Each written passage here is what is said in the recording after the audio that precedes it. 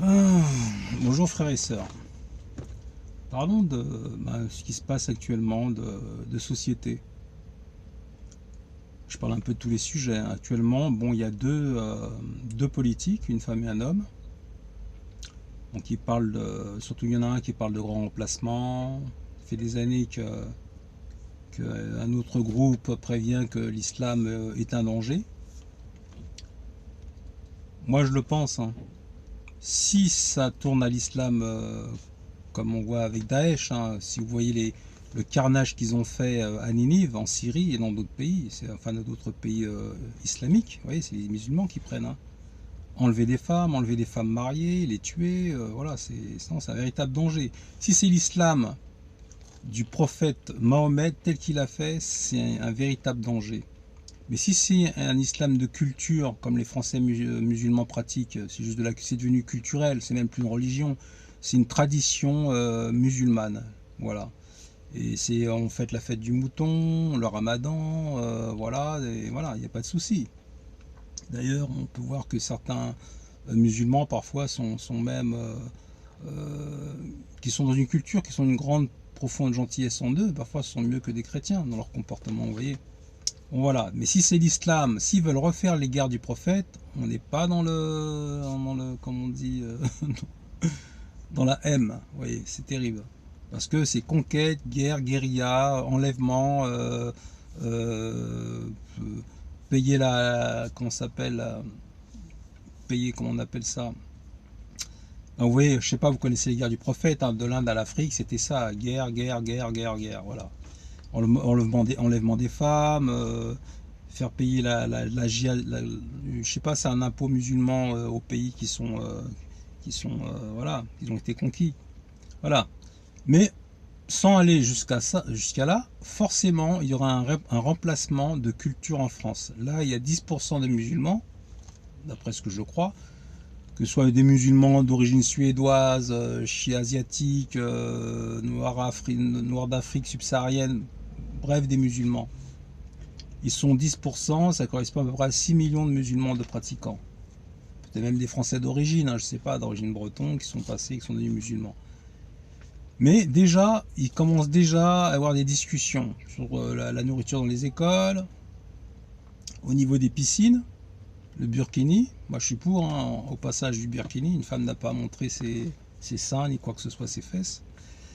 Le voile, je suis pour le voile, un petit voile, voilà, c'est sympa. Moi, si j'avais une femme, là, je suis seul, je dois rester seul d'après les Écritures. J'ai été casé, mais je me suis séparé, donc maintenant, je dois rester seul. Donc, il ne s'agit pas de dire oui, Jésus, je t'aime, je t'aime, je t'aime, mais il faut aussi respecter sa parole. Si on s'est séparé, s'il n'y a pas eu un décès, s'il n'y a pas eu un adultère, il faut maintenant rester seul et ne pas se toucher la nouille. C'est important. Donc pour ne pas arriver jusqu'à là, ne pas regarder des films bizarres qui excitent. Même les publicités peuvent être un peu bizarres, vous voyez. Et les films français, c'est même pas la peine. Il y a toujours un passage érotico-porno dedans. Donc à mon niveau, faut regarder aucun film. Faut regarder que les trucs à l'eau de rose, des trucs pour enfants, je dis pas les feux de l'amour. Voilà. Donc voilà, forcément il y aura une pression parce que là on est à 10%, il commence à y avoir des discussions au niveau de l'islam, on met en doute la laïcité. Quand il y aura un jour, bon, ça n'arrivera pas parce que Jésus revient, et même les musulmans, ceux qui connaissent un peu le Coran, disent que Issa va revenir, il va casser la croix, il va tuer des porcs, enfin c'est un petit peu du n'importe quoi, mais ils attendent Jésus, qu'ils appellent Issa, pour le jugement. Donc, quand il y aura, mettons, 15%, 20%, forcément, il y aura des élus, de plus en plus d'élus. La population un jour qui seront 60% dans les villes, voilà, des villes entières où il y aura pratiquement que des musulmans, ben, ils vont voter pour des maires musulmans, des conseillers musulmans, il y aura des députés musulmans. Et forcément, qui vont mettre une pression pour qu'il y ait plus de mosquées, normal, vu le nombre. Vu le nombre, et que les chrétiens, bon, des églises, il y en a de moins en moins. À l'origine, le Seigneur n'a jamais dit construire des églises. Hein. Ça, c'est un truc catholique, charnel, ils n'ont rien compris. Mais bref, pour le paysage, je trouvais ça beau quand même. Vous voyez, une petite église de campagne, les cathédrales, c'est joli comme tout, mais ça n'a rien de spirituel. Je dis ça au passage à nos amis catholiques. Ce sont vraiment des temples sataniques, les églises. Tout autant, je vais vous dire une chose, que les mosquées, hein, c'est pareil, que ce soit les églises catholiques, que ce soit les mosquées, et quels que soient les édifices que les hommes construisent sur cette terre, ou des temples bouddhistes, ça, c'est pas pour le Seigneur. Le Seigneur a dit à Jean qu'il viendra un temps, ça sera plus au temple qu'il faut aller prier à Jérusalem, ça sera plus sur les montagnes qu'il faut aller prier, ça sera en esprit, en vérité, c'est-à-dire il n'y a rien devant vous. Le Seigneur, il est tout puissant, il occupe l'univers entier, les cieux ne peuvent le contenir. Donc vous fermez les yeux, Christ, quand vous êtes chrétien, vient vous habiter, et vous priez le Père qui est dans les cieux. C'est écrit, rentre dans ta chambre, ferme la porte derrière toi et prie ton Père qui est dans les cieux. C'est ça. Il faut construire aucun édifice spécial. Après, si on veut se rassembler pour aller prier, pourquoi pas? Pas besoin de construire un truc spécial ou avec une croix. Un gymnase peut suffire. Ou alors un bâtiment normal, peut-être un petit signe chrétien dessus, pas forcément une croix, parce que la croix physique ne veut rien dire. La croix spirituelle est importante, mais la croix physique, le truc qu'on porte à la poitrine ou devant les églises, pour montrer peut-être que c'est un bâtiment religieux, oui, mais en vrai ça veut rien dire. C'est la croix spirituelle qui est importante.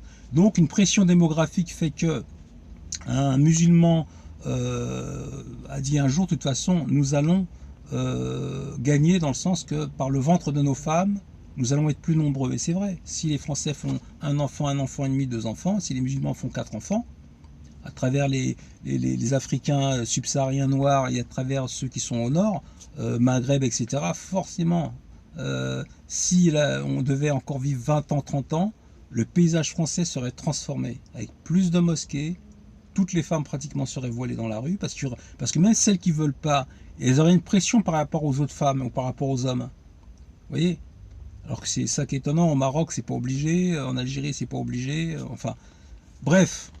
Donc, moi en tant que chrétien, je panique pas, d'ailleurs je panique sur rien, je panique même pas sur ma propre mort, parce que plus je vais mourir vite et plus je serai proche de mon Seigneur. Vous voyez?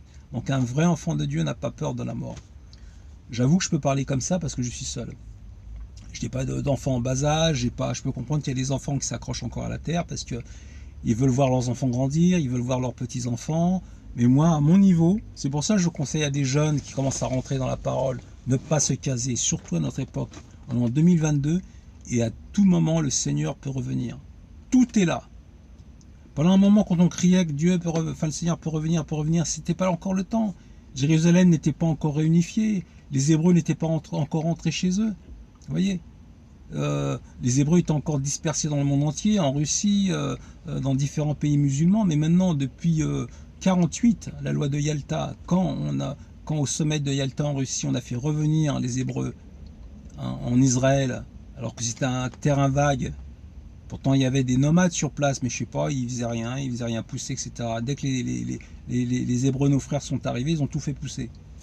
Après ça, bon, dès qu'ils sont arrivés, ils ont été attaqués par les tribus nomades musulmanes. Vous voyez, donc c'est pas évident. Donc, forcément, il y aura des députés musulmans qui vont réclamer telle chose, telle chose, telle chose. Et ça, c'est tout à fait logique. Ça ne sert à rien de paniquer. Si des années passent, dans 10 ans, dans 15 ans, la physionomie de la France ne sera plus pareille. Et ça, c'est dans toute l'histoire, ça a toujours été comme ça. Un peuple remplace un autre peuple. C'est tout à fait logique. Mais là, je pense que nous sommes dans les derniers temps. Nous sommes vraiment dans les derniers temps et tout le monde le sent. Les conflits vont augmenter. Le cheval vert, c'est l'islam. Et le cheval blanc, c'est le catholicisme. Guerre, etc., etc., conversion de force, racisme envers les juifs, etc. Après, il y a eu, comment ça s'appelle, longtemps après, le cheval rouge. Là, c'était au début, je parlais, c'est les guerres religieuses. Le cheval rouge, c'est terrible, c'est le communisme, qui est pratiquement une religion. On crée, je sais pas, dans le monde, des centaines de millions de morts, à travers la Chine, à travers la Russie, à travers la Corée, à travers la Birmanie, les Pol Pot, etc. C'était une catastrophe. Et on n'en parle pas, on parle toujours du nazisme, qui a fait à peu près 6 millions de juifs, et en tout, avec cette guerre, a donné à peu près 50 millions de morts. Et ce sont les soldats qui sont morts sur le front. Ce n'étaient pas des gens qu'on a exécutés comme ça, simplement. Mais ceux qui ont été exécutés comme du bétail. C'est vraiment les juifs, 6 millions de juifs. Comme dans l'histoire, on a toujours essayé de tuer les juifs. À l'époque de Assuse, à l'époque du roi perse Exacercès, il y a Naman, un satrape, un conseiller du roi le plus proche. Il a voulu exterminer, donc on connaît cette histoire, l'histoire d'Esther, tous les juifs qui se trouvaient dans les régions conquises par les Mèdes et les Perses. Tous, il y a eu un édit qui a été écrit. Et vous voyez, c'est pas nouveau. Les juifs, on a voulu les exterminer. Et dans l'histoire, ça a toujours été comme ça. Parce que malheureusement, par leur désobéissance par rapport à l'Éternel, leur papa bien-aimé, ils ont attiré des malédictions sur eux. C'est pas Dieu qui les a maudits. Dieu n'a jamais maudit Israël. Le Seigneur dit, vous serez maudits. C'est-à-dire que par vos actions, vous attirez la malédiction. C'est comme un alcoolique qui boit. Et ben, il se maudit tout seul. C'est pas Dieu qui le maudit. Il va faire n'importe quoi, il va avoir des accidents de voiture, il va attraper des cirrhoses du foie, il va avoir des cancers. Ses enfants, si c'est une femme, elle est enceinte, bah forcément, si c'est un homme, ça passe dans son sperme. Le gamin qui n'a rien demandé, il va avoir des problèmes. Donc, par notre comportement, nous nous maudissons nous-mêmes. Et Dieu, qui est responsable de tout, qui aurait peut-être pu, par une main puissante, peut-être vous empêcher, mais il a donné le libre arbitre à chacun. Il dit, c'est moi qui vous maudis. Pourtant, il maudit personne, le Seigneur. Le Seigneur ne maudit personne. Il dit à Israël, dans le Deutéronome et le Lévitique, si vous ne faites pas ça, vous serez maudits. C'est-à-dire, vous-même vous placez sous la malédiction. Vous-même vous placez dans le vide par votre comportement. Si je vous dis de ne plus avancer dans un précipice et vous mettez un pied devant, suis-je responsable?